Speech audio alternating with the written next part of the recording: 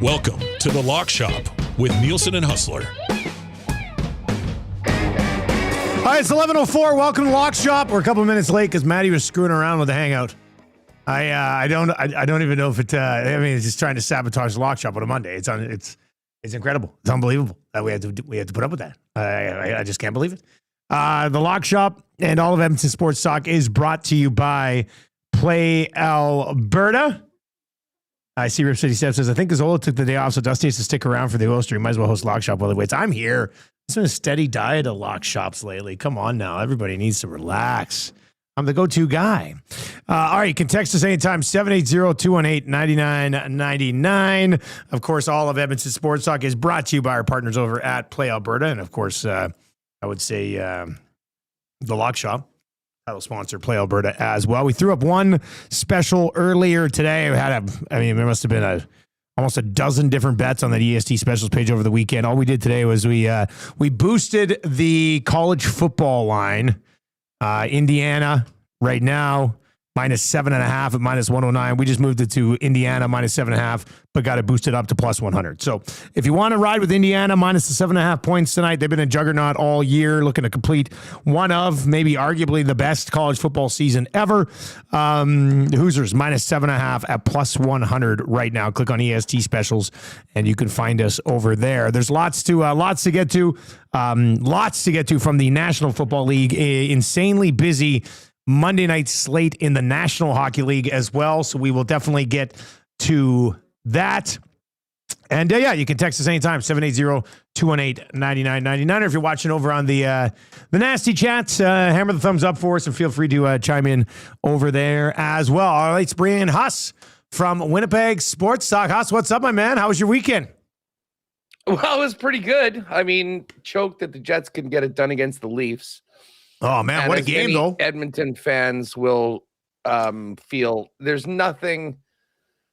no more obnoxious group of humans in our country than the Western Canadian Leaf fans that throw a jersey on once a year to invade buildings in Winnipeg, Calgary, Edmonton, Vancouver, and cheer for the blue and white. So it does feel different than a Habs fan rolling in that situation. You know? Oh, yeah. Yeah, it's just there's a different vibe, man. There's a different vibe. Well, the Habs, have been there before, right? Mean, they actually have something to pump their chests about. But because of that, they don't seem to do it as much. Whereas the Leafs, they come into your building as if they're won the last 5 cups. And we all know that that's not true. So, anyways, it was that's the game that you really want to have. And I get it. A lot of people sell their tickets because they're at a premium. You can make a little money cash on in. it, and you don't have to deal with the Leaf fans. But I was in that situation. Normally, I'm like, oh my God, NFL playoff day. I just felt I needed to be there to represent. So I did go. I watched the end of the fourth quarter and overtime of the Buffalo Denver game on my phone in the seats. Can you believe this business with Bo Nix? Oh man, I can't. And for all of you that were like, oh my God, thank God the Chiefs are out. Watch what you wish for. We've had 5 straight AFC Championship games of Mahomes versus Burrow, Mahomes versus Lamar, Mahomes versus Josh Allen. Buckle up for Jarrett Stidham and Drake May, people. I would say this about the quarterback situation, though. If we do get a Rams Patriots Super Bowl, it is the top 2 contenders for MVP who'll be facing each other in that game. right? It could end up that, and that I think would be. That's at least a storyline that you can kind of get excited about, right? Like, I'm more just talking about the AFC Championship game, which for years has really been often better than the Super Bowl. Like the AFC Championship game during the Mahomes era has been often the game of the year. I mean, always the most anticipated game of the playoffs, up until the Super Bowl. And now, listen, credit to Denver. I mean, I'll hold my nose when I say this, but good on them for getting there. And I actually do feel terrible for them. Like, as much as I am on the anybody but Denver train and do not want to see them win, did not want to see them win, it absolutely sucks that Bo Nix isn't going to be. It's like the Oilers getting to the playoffs and losing Connor, or the Jets getting there and losing Hellebuck. You know what I mean? Like going into the final. Yeah. Or going into that would suck. Final, whatever. You gotta feel for them for sure. I mean, yeah, there's lots to unpack from all of these games. And let's just continue with this Broncos Bills. Let's just start with the big news of the day. Head coach McDermott out. General manager stays, gets a promotion, actually. I believe I saw this morning. So, Huss, your thoughts on, I mean, we can tie it into Josh Allen in that game, some of the lack of the weapons that they had. We can dive into is this an interception? Is it not an interception? Is this a pass interference? Is this not a pass interference? But in the end, Buffalo Bills are going to make a change at head coach. So were you surprised when that news came down this morning? I was a little. I mean, I guess I shouldn't have been completely caught off guard, but I was. I mean, they've been such a consistently good team. They've lost in some really painful ways in the playoffs, but they always seem to be there. And they've always given themselves a chance. They just haven't been able to get over the hump. I mean, I immediately started thinking about Josh Allen because, I mean, the guy's in tears after the game, playing his worst playoff game. I mean, the turnovers speak for themselves. He overthrew Dawson Knox on that shot at the end of the fourth quarter that would have just won them the game at that point. They got the ball back in overtime. And I thought when they got the ball back in overtime, I was like, that's it. They need a field goal. They don't have to go that far. They're going to get it done. So I got why Josh was so devastated after the game. And then I thought about him getting the news this morning, already feeling like he let down the entire team and fan base of the Bills. And now a guy that's been with him this whole run is fired, and he's getting a new head coach. So, I mean, it is a dangerous move to make. I'll say that because, I mean, the bar's set pretty high there in Buffalo. And I'm not sure whether just changing the coach is going to all of a sudden be the difference in, getting over the hump. I mean, I thought if they were going to blow the coach out, the GM would be going too. Like, I thought it'd be full clean house and go from there. Thing is, half the league needs coaches right now. Like, I mean, I guess if you're looking for a place to coach, going into Buffalo with a new stadium next year and Josh Allen is your quarterback, probably it's pretty high on the list now, I would think. Yeah. I mean, it is kind of crazy that Josh Allen and Lamar Jackson both have head coaching vacancies. I mean, you'd have to think that those two would be an interesting exercise. Like right now, rank the jobs. Like if you're a head coach and you were offered every job, which one do you take? What would be next? Like, to me, I think Buffalo's got to be there at the top. It would be at the top of the list. The Ravens would be right there. I mean, based on the quarterbacks. First overall pick in Vegas.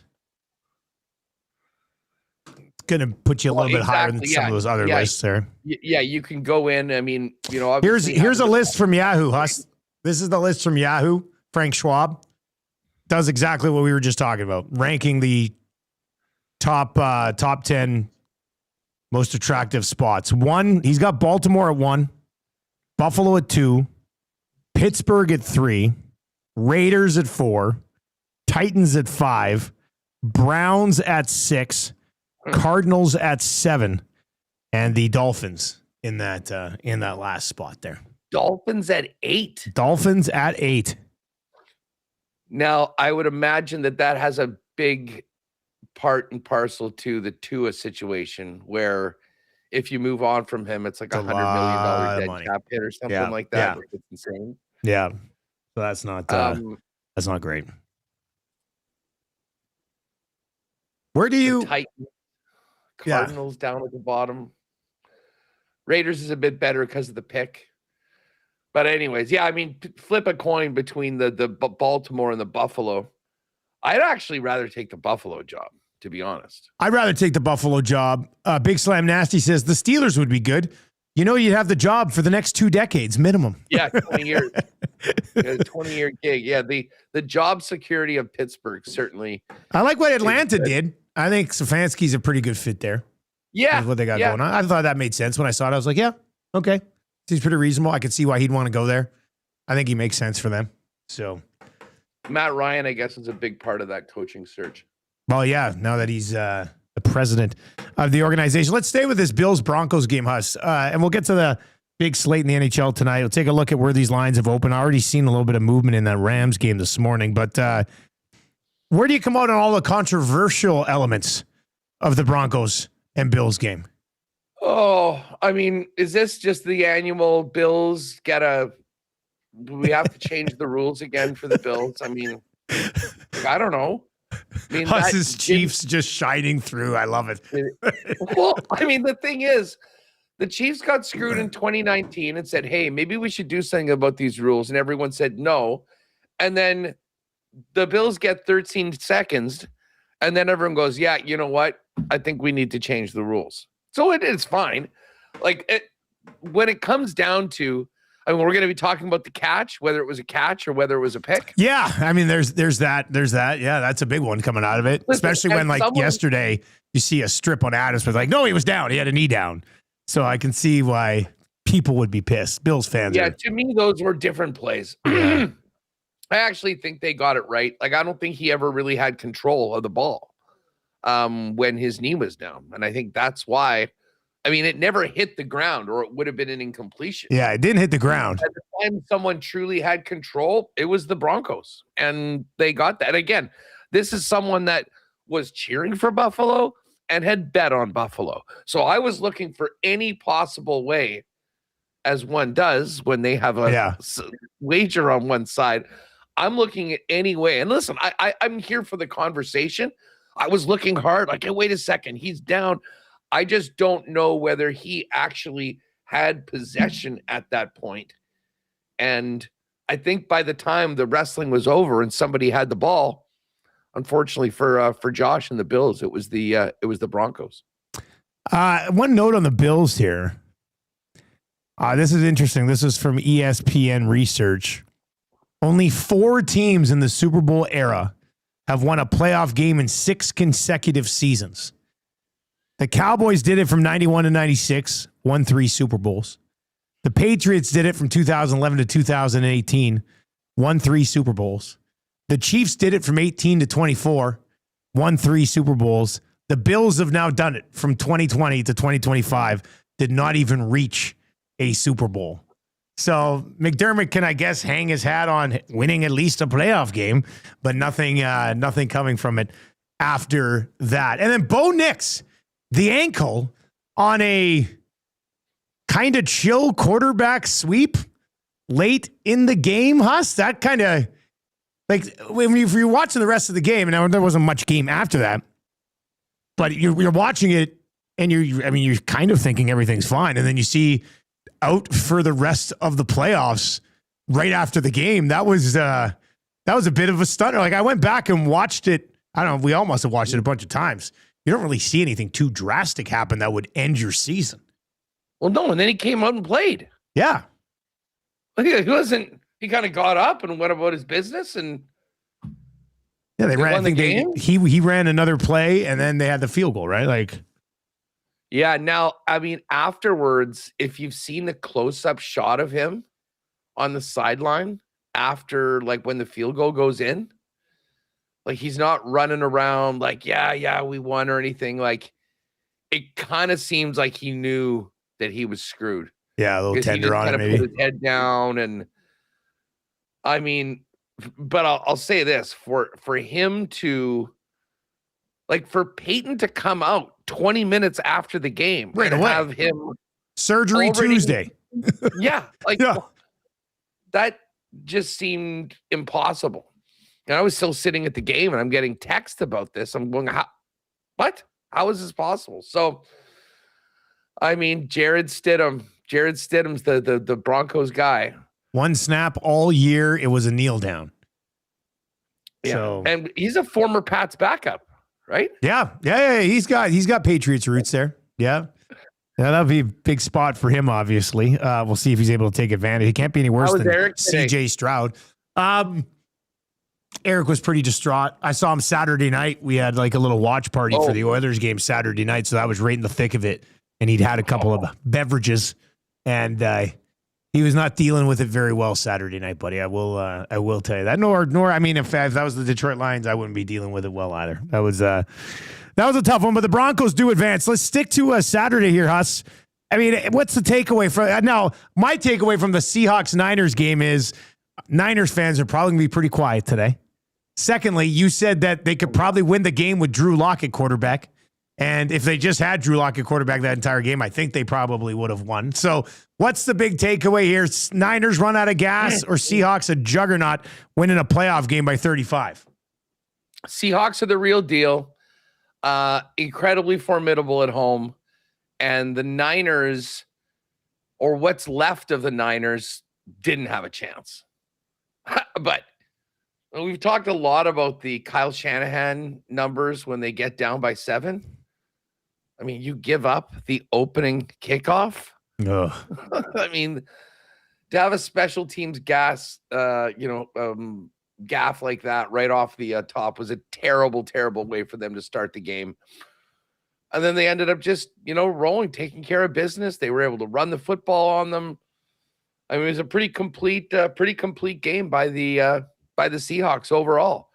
I mean, their defense is absolutely a lights out. And we know that they've got a lot of different weapons on offense to move the football and put it in the end zone. So after the Bills had lost, which kind of deep sixed a few parlays, I went back, and when the number went down to 6.5, I hit that one pretty hard. So it was nice, a nice no sweat winner in the late game. And the road to Santa Clara goes through Seattle. Aiden O'Neill texts in a couple of bet slips from the weekend. He cashed a ticket at plus 450 on JSN to be the next touchdown scorer. Managed to cash that in at one point with a little live bet. And how about this one? He cashed a plus 2,000 first touchdown scorer, Rashid Shaheed. And that one cashed at plus 2,000. Can you imagine hitting a 20-1 on the opening kick return of the game? My God, Aiden, what a rush. What a rush. That's awesome. Congratulations, buddy. That's sick. Beauty. Yeah. I just went in on Seahawks minus 6.5.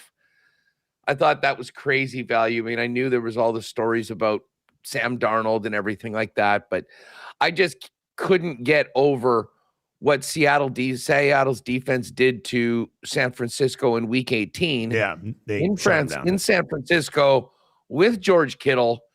I mean, they held them to 3 points. So I wasn't expecting much more today. And obviously, Seattle just showed that they're right now class of the NFC, although the Rams will have something to say about that. We really do get an incredible NFC championship game. I mean, when you think back, like that second, well, both of the games between those two teams were incredible. But the second one, that Thursday nighter, the 38-37 game, it really ended up sort of being the difference for the Seahawks to get home field, might have been the game of the year. So I know I was just talking about how the AFC championship game for the last 5 years has always been like the game of the playoffs. I think that the NFC championship game this year is going to be that one. All right, well, let's go to the Rams Bears, and then we'll get to the Texas Patriots because we're on the Rams here right now. I mean, incredible finish. We have this text that came in at 780-218-9999 from Brian, the accountant. Hey, guys, for that Chicago big catch at the end of the game, do you think the receiver push the defensive back. Well, when I saw him first of all, Caleb Williams, like just like some NFL Trey Ford magic there as he's running so stupid. 30 yards back, throws from 26 yards behind the line of scrimmage, finds a man wide open. And when I saw it come at that wide open, and I saw not the DB he was involved with, but the other DB going push off, I sort of hesitated and waited to see if there was a flag. And then there's no flag. And then like the first 9 replays they showed us, they never really gave us a good look at it. Then when they did, to me, it just sort of looked like the DB kind of lost his grip on him and sort of just let him go. Horrible defensive mistake, but an amazing play by Williams. Did you think for a second Ben Johnson was going to go for it to win the football game for 2?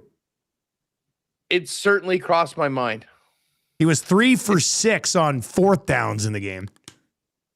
I think it was just such a, like, can you imagine not getting it after that play?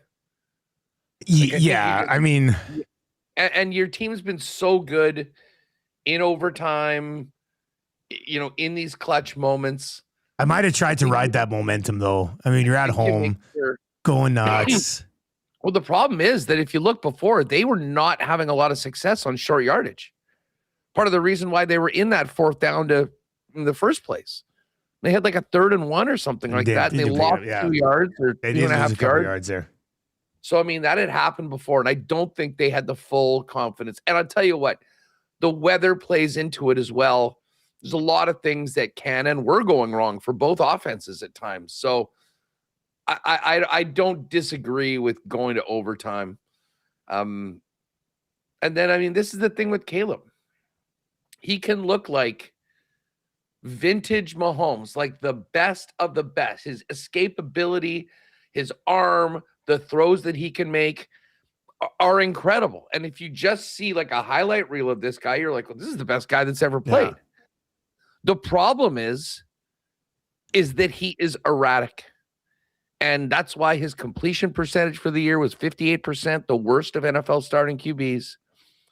And that's why he threw 3 picks in the game. Yeah, the weird thing is that he threw the fewest interceptions for any quarterback in his first 1,000 throws in NFL history.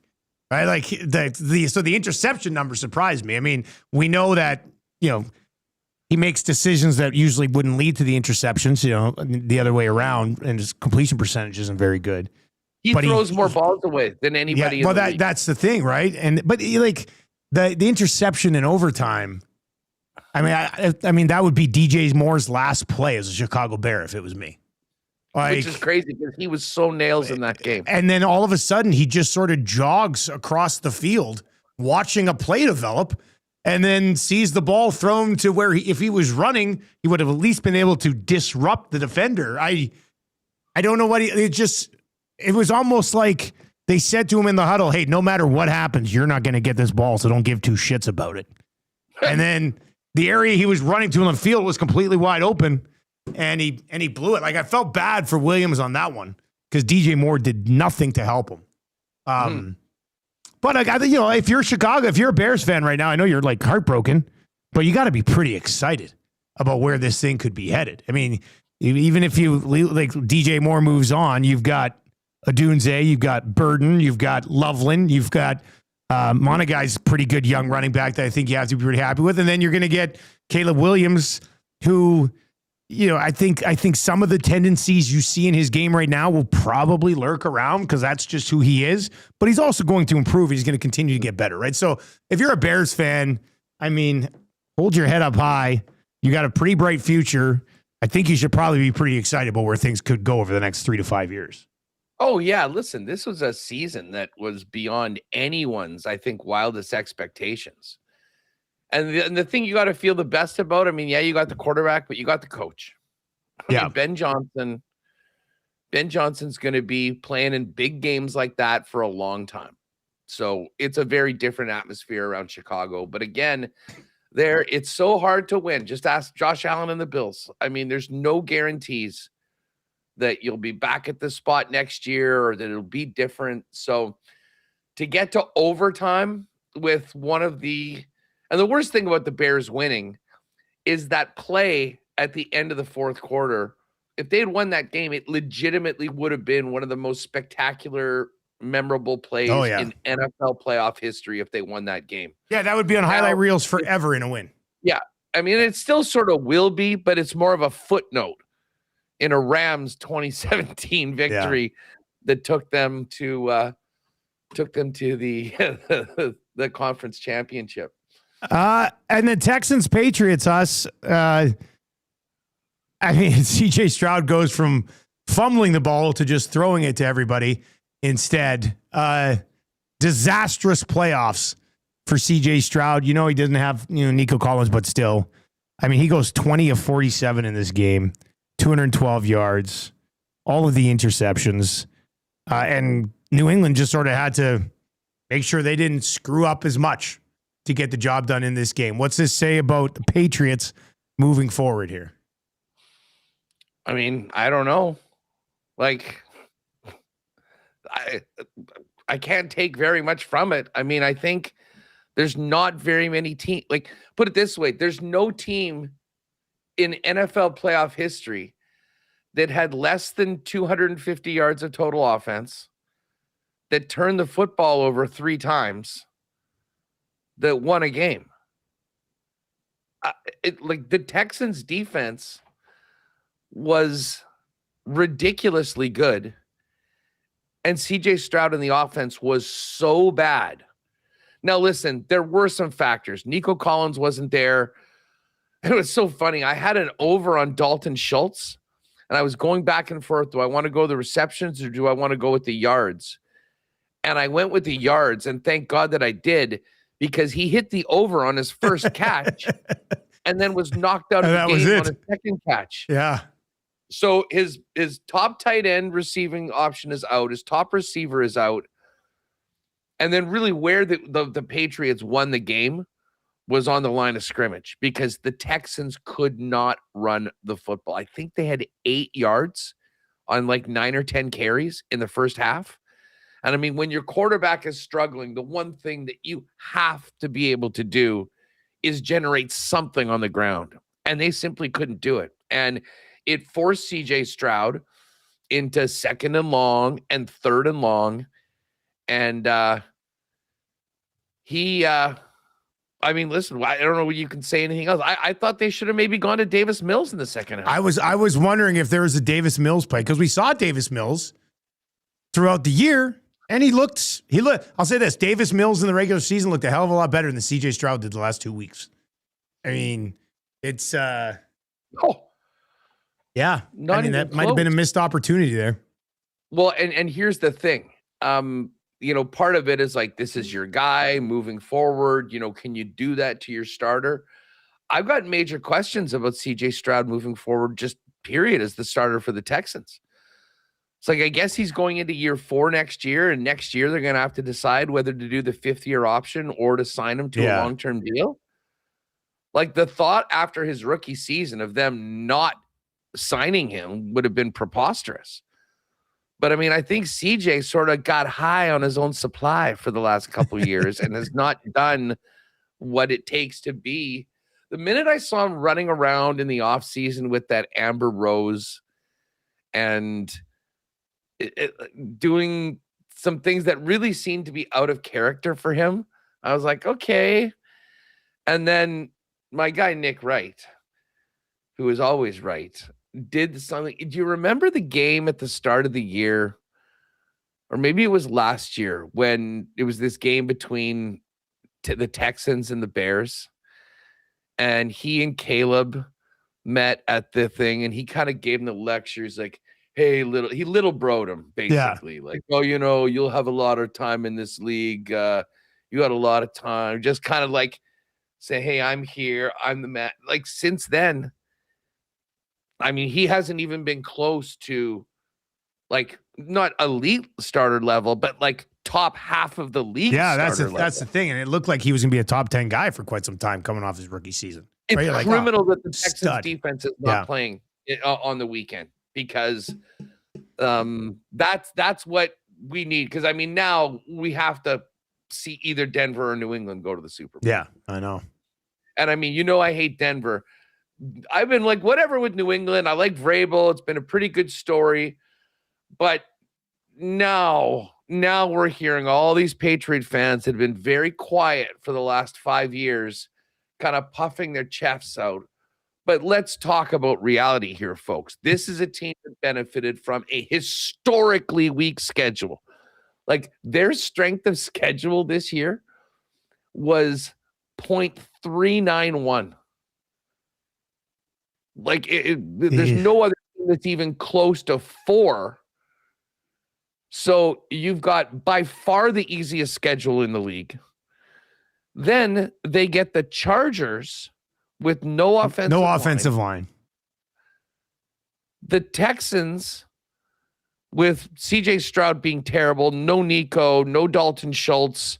I mean, as I say, the offense turned the football over 3 times. I mean, they did it. And now they get the Broncos with no QB. Yeah. Things are aligning nicely for the Pats.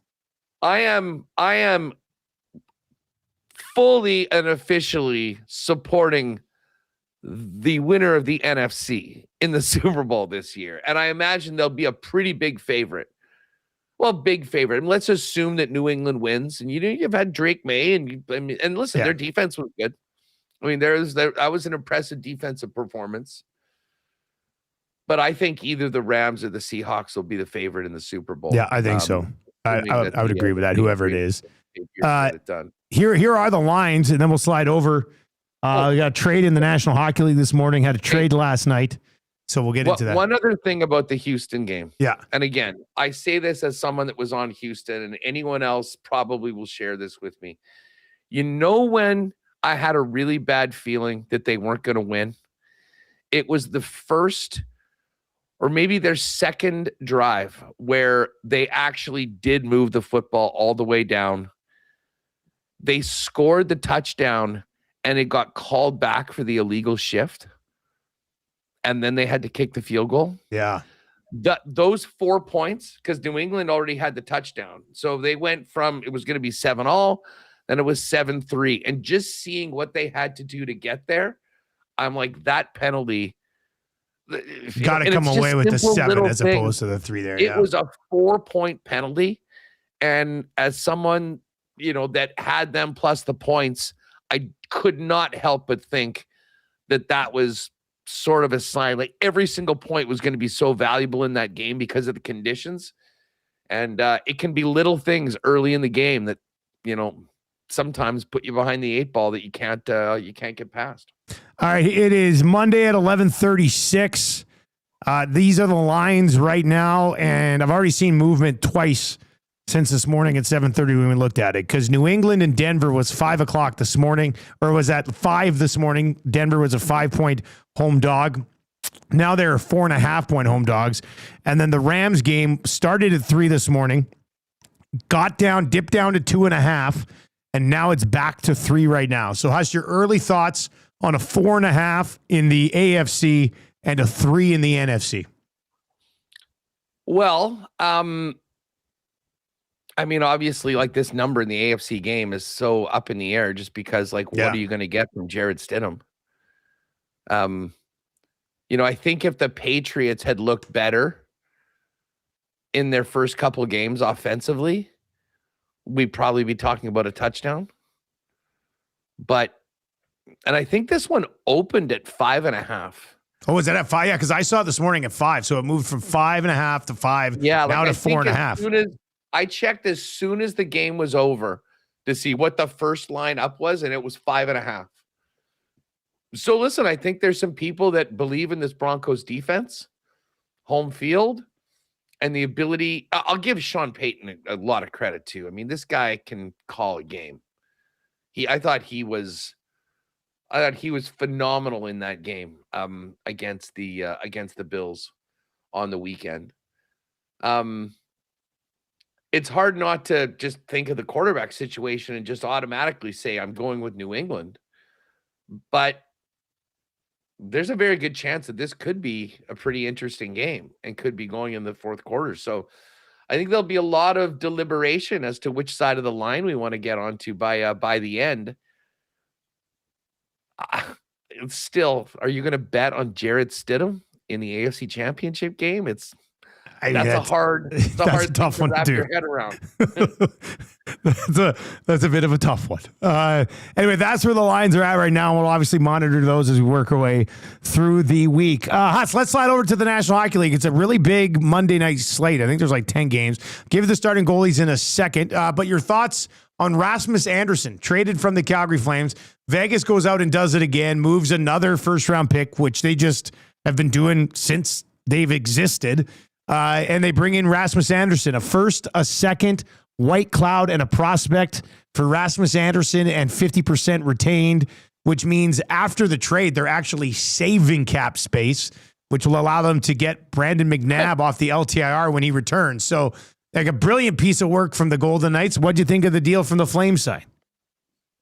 I thought it's pretty good. I like White Cloud as a player, and, whether he sticks around or whether they move him as well for another piece.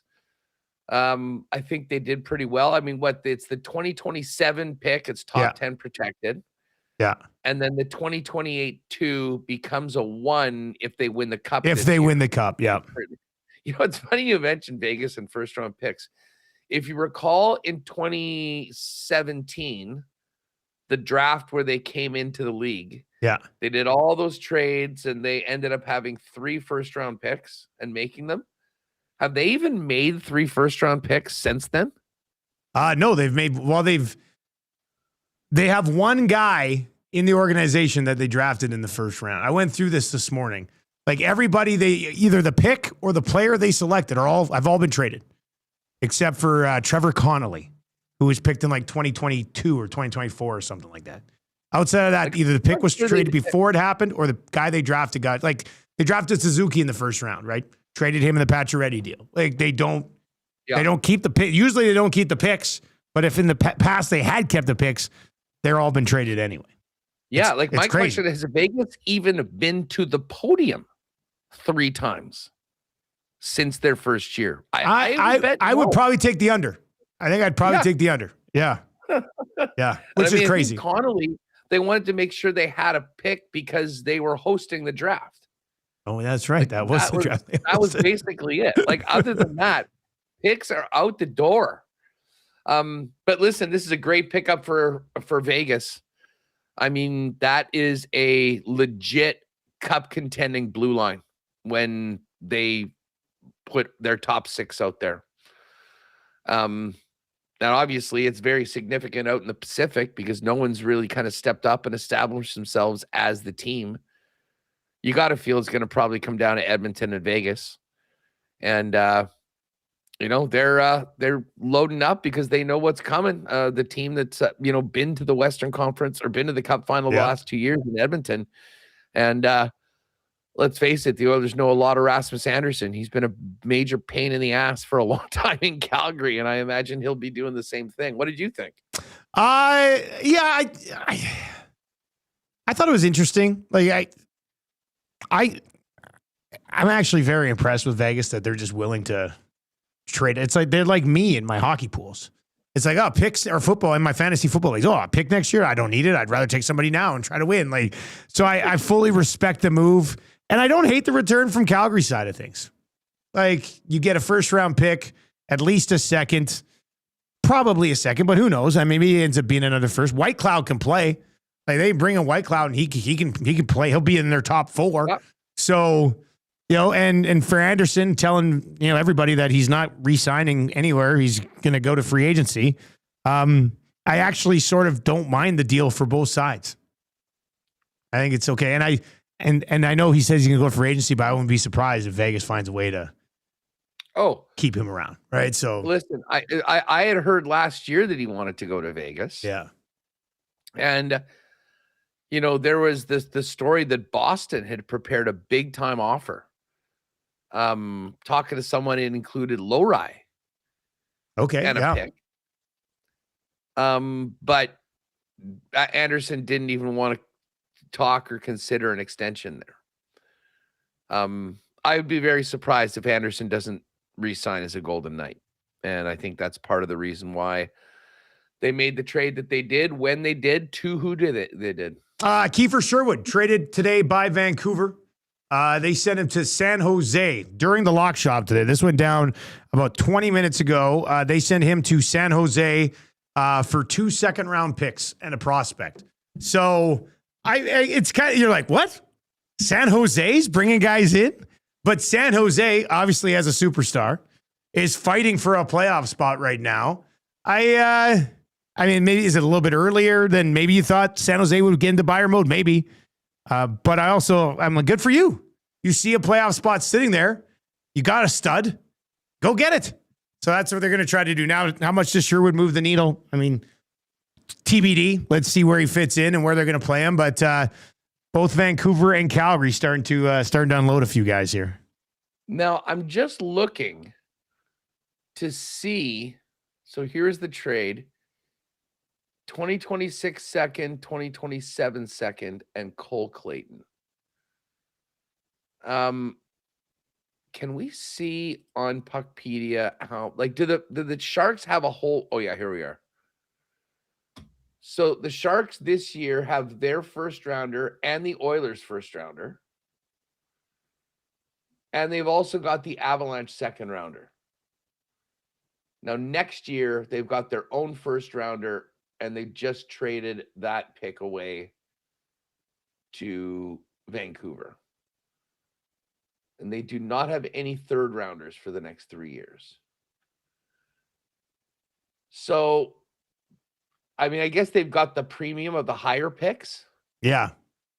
I mean, they got this extra, the Oilers first rounder, and obviously the Avalanche second rounder is basically going to be at the bottom of that second round. But, yeah, I mean, Sherwood had a great start to the season. He certainly is going to make them better, and they don't give up anyone off their roster. They're in a playoff spot right now. And who knows? I mean, depending on how things go with Sherwood down there, he might really like it, and that might be a guy that they can keep.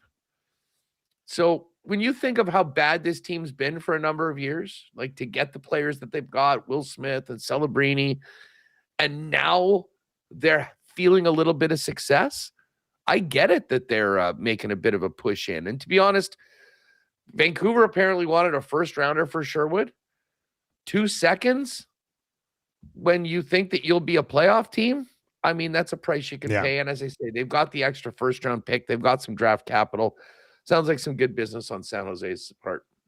All right. 780-218-9999, 780-218-9999 is where you can chime in. Let's take a look at this NHL slate tonight. Here are the starting goalies that are at least confirmed so far. Brandon Bussey will start for the Hurricanes. They're at home tonight against the Buffalo Sabres, a UPL. That's Ukko-Pekka Luukkonen on the other side. It's actually on now. That's already started. Was that game already on?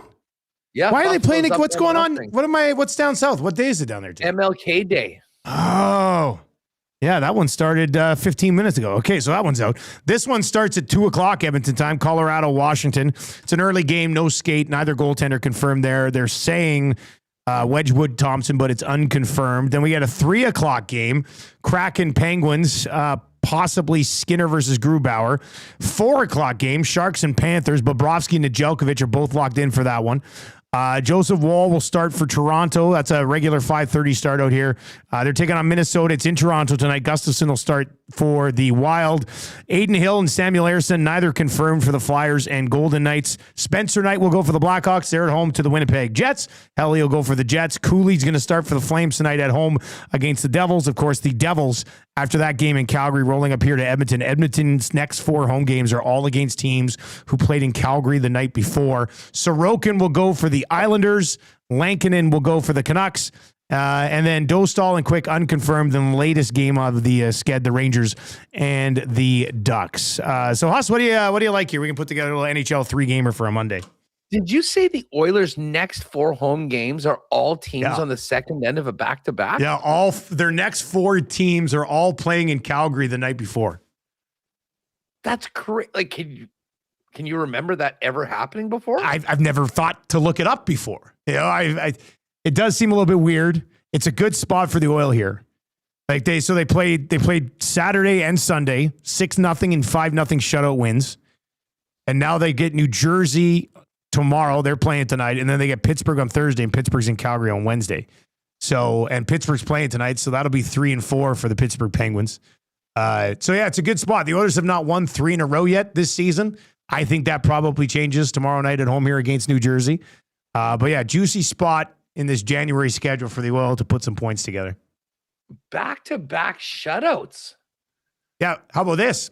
First time in franchise history that they had back-to-back shutouts while also scoring 5 or more goals in each of those 2 games. So, little history being made by Ingram and Jari over the. I will admit, I kind of forgot about. I was so locked into the football, I forgot the Oilers were at home last night. Yeah, and I see Binnington's ready for prime time. 5 goals and 28 shots.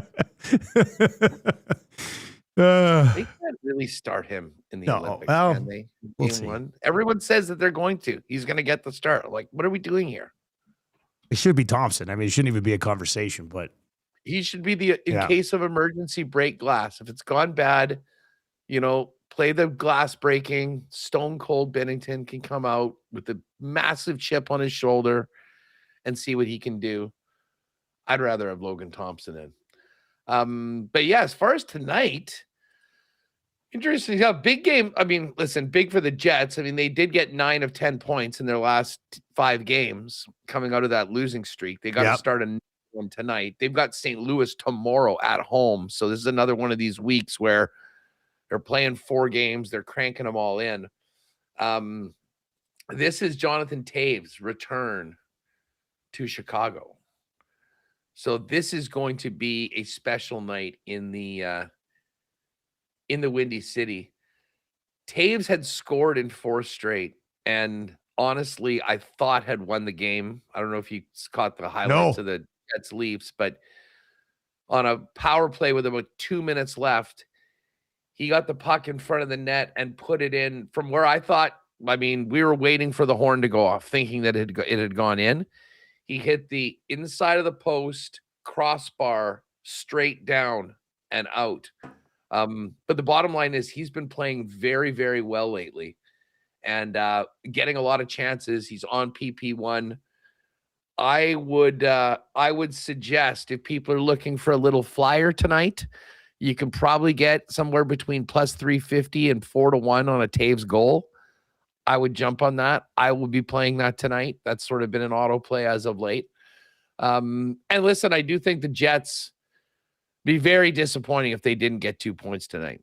So you look at that one on the money line.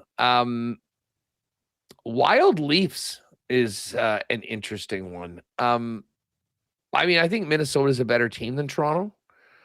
This is Toronto's first game back after this long road trip. And again, remember, they were in Denver, Utah, Vegas. They finished up in Winnipeg, and they're back there tomorrow. And they're fine. I mean, they tied that game up on 2 seeing eye prayers from OEL into like the top corner through 5 guys. I mean, it wasn't like it was a super fun game. Hell, he did have to make some big saves. But seeing the Leafs in person with no Marner and Nylander was out. I'm not sure. Is Nylander playing tonight? I'm not too sure. Let me take a peek. I think if Nylander's out, I think I'd be fine with jumping on the Wild. That basically a pick 'em. Daily Faceoff has him back, so maybe it was just a one day thing. But to be honest, I think now the big question is Eriksson Ek back for Minnesota? Doesn't look that way. He's a big loss for them right now. Vegas is rolling. Phillies. I don't think Nylander's playing tonight, buddy. No, like saying right here, Craig Berube 2 hours ago for Nylander. I'm not sure when he's going to be on the ice. So he's out. So yeah, we can roll Minnesota into a parlay tonight. I'm surprised that DFO has him out there. So yeah, I do like Minnesota. And if we want to get a plus money somewhere on it, I don't mind the Golden Knights puck line against Philly. I mean, Philly is in a dark place right now. They've lost 6 in a row. They've given up 6, 6, 5, 5, 7 in their last 5 games. Ouch. They're not scoring much. Mitchkoff is doing nothing.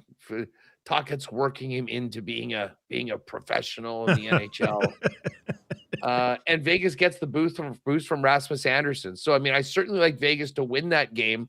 Minus 213, I guess we could go. But if you don't want to get a bit bigger of a number, I'm fine with the puck line on that one. What do you like? I like the Islanders in Vancouver tonight. I mean, Vancouver can't win to get out of their way. They just, and it's a minus 141. Like, I feel like this should be minus 160 or something like that. Like minus 141. Sorokin starting. They're coming off. Sorokin was bloody brilliant here, and then they lost in Calgary. But Vancouver, it was just, I mean, how they've lost, what is it? I know it's at least 10. Is it 11? They've lost 10 in a row. I know that. So, and they gave up 6 goals in the second period to the Oilers. Like it was awful. Hilarious. So I like the Islanders. Like the Islanders, Wild, and Golden Knights just on the money line is plus 382. If we put the Golden Knights in there on the puck line, 6-1 on the nose pre-boost. So like we're almost doubling it by having them win in 2. Your call on that. I like either way. No, I mean, you'd mentioned Philly. I mean, Philly have lost by 3, by 3, by 3, by 4, and by 5 in their last 5. Yeah, so they're not. We'll take them minus 1.5 tonight. Or take the Golden Knights minus 1.5. So, okay, so I'll send that over. Golden Knights minus 1.5. Minnesota against the Leafs without Nylander. And then the Islanders in Vancouver to extend the Canucks losing streak. It's minus 141, minus 108, plus 112, and it gets you to plus 600. I'll get a boost on it. We'll throw it up in the EST specials page. What's coming up on WST, buddy? Lots on Taves return to Chicago. We'll hit the football. Mike McIntyre on the Winnipeg Jets.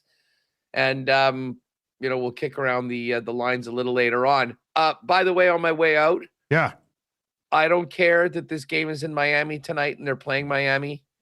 Indiana finishes the job tonight. I will be laying the 7.5. We got on that this morning too. Yeah, I got the Hoosiers on a couple of things already. Okay, well, enjoy that game tonight, Huss, and we'll talk about it tomorrow, buddy. Take care, pal. All right, there you go. That is Huss from Winnipeg Sports Talk. Hernan throws back up on the one shot there. There we go. A couple of things. So I'm sending that Golden Knights minus 1.5. What else do we say? Wild money line. And Islanders money line, that is getting sent over. We already got the Hoosiers at plus 100 over there. I locked something else in while we were doing the show today. What was that? I put in kind of a chalky parlay. It was, look at my bet slip here. Hoosiers, just on the money line. Knicks on the money line and Warriors on the money line. So NCAA college football championship game with a couple of NBA games. Got up to like plus 137. Knicks are like minus 500 favorite. It's the Warriors. They're a 6-point favorite at home tonight. That's the one that I'll kind of be mostly worried about. But decided to sprinkle that tonight as well. Find it all over on the EST specials page at playalberta.ca or download the Play Alberta app today as well. We've got the oil stream coming up. We'll find out if Hernan's going to be there, if he just says he's going to be there and then doesn't show up on the oil stream today. That's coming up. That's all the way next. Thank you very much for joining us in the Lock Shop today. Best of luck if you're riding with us tonight, and we'll talk to you tomorrow.